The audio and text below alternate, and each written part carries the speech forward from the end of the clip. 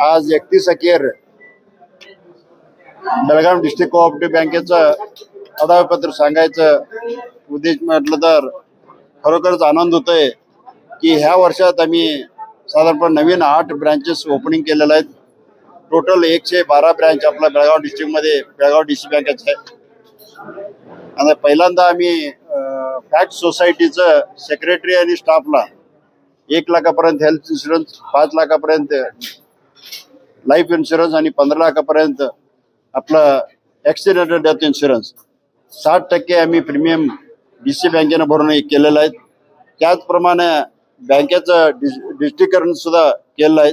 IMPS असू दे किंवा ATM machines बसवायचे असू दे, UPI सुद्धा केलेलं आहे.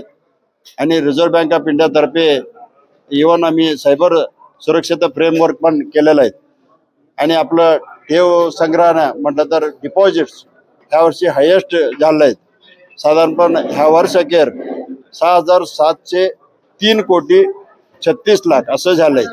ते मागचे मार्च 25 पेक्षा बी ह्या मार्च 26ला 716 कोटी 30 लाख रुपये जास्ती झालेले आहेत.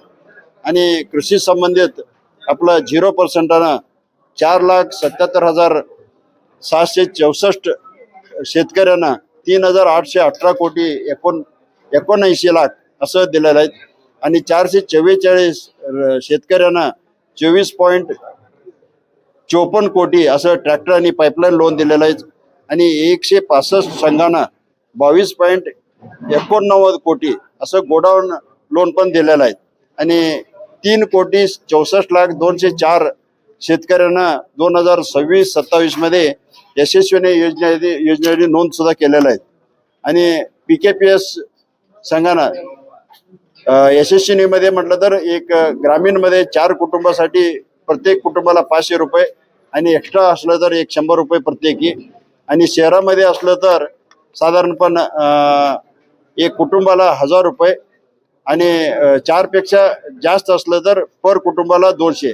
आणि SC ST सदस्यांना फ्री आहे. ते स्वसहाय्य संघ सुद्धा 918 स्वसहाय्य संघांना 36.18 कोटी साल 0% मध्ये दिलेले आहेत. हे असं आहे स्कीम 5 लाखापर्यंत इंटरेस्ट नाही आहे, 0% आहे. आणि 5 ते 10 लाखापर्यंत 4% लोन आहे. आणि आता मी नवीनच हे जी स्कीम जे चालू केलेलं आहे non agriculture loan, tractor, truck असू दे, कार असू दे किंवा कमर्शियल व्हेकल्स, हाऊसिंग अशा प्रकारमध्ये 160 कोटी आता लोन दिलेलं आहेत. आणि नवीन सुद्धा सोसायटी तर्फे सुद्धा द्यायचं एक हे केलेलं आहे. आणि गोल्ड लोन 173 कोटी दिलेलं आहे. आणि ह्या वर्षी आम्हाला टोटल प्रॉफिट 56 करोड 25 लाख असं झालेलं आहे. 56 कोटी 25 लाख. आणि ह्यामधून आम्ही आता एक तर नोकरांना बोनस एक 15% आणि 6% इन्सेंटिव्ह अशा प्रकारचे 21% डिक्लेअर केलेले आहेत. आणि शेतकऱ्यांना सुद्धा आम्ही जनरल मीटिंग झाल्यावर एक डिव्हिडंड सुद्धा द्यायचं आणि काही NPA हे वगैरे प्रोव्हिजन करून हे प्रॉफिटमधून असं करणार आहे. आणि जे बऱ्याच दिवसापासून एक JN इन्फ्रास्ट्रक्चर जयशील शेट्टीनं लोन दिलंय 4 एकरमधून सांगत होतं, ते सुद्धा मार्च अखेरला त्यांनी 130 कोटी पूर्णच भरून काढला आणि नील झालं. आणि त्याप्रमाणे 11.60 कोटी त्यांनी व्याज सुद्धा भरले आहे. आणखीन एक लक्ष्मीनारायण असं शुगर फॅक्टरीला पण दिलेलं आहे. असं वरच्यावर काही तर युट्यूबमध्ये आणि चॅनलमध्ये येत होतं. त्यांनी सुद्धा आपल्याला 20 कोटी ह्या वर्ष अखेरपर्यंत व्याज भरलेलं आहेत. आणि रेग्युलर आहेत, दोन्ही अकाउंट पण रेग्युलर होतं आणि रेग्युलर आहेत. आणि इथून पुढं त्यांचं हे इन्स्टॉलमेंट चालू होणार. ह्या प्रमाणामध्ये आपलं बेळगाव DCC बँक जिल्हा पालकमंत्री सतीशचंद्र जारकिहोळी आणि आपलं अरबावीचं MLA आपला आणि KMFचा अध्यक्ष बालचंद जारकिहोळी यांच्या नेतृत्वाखाली आणि सर्व आपलं डायरेक्टरचं विश्वासानं व्यवस्थित पण चाललेत. सर्वांना माझं एकच विनंती आहे, आपल्याला बेळगाव डिस्ट्रिक्टमध्ये कोणी असलं तर सुद्धा नॅशनलाइज बँक, मल्टीनॅशनल बँकमध्ये काय कर्ज देतात ते सर्व कर्ज आपल्याकडे उपलब्ध आहेत.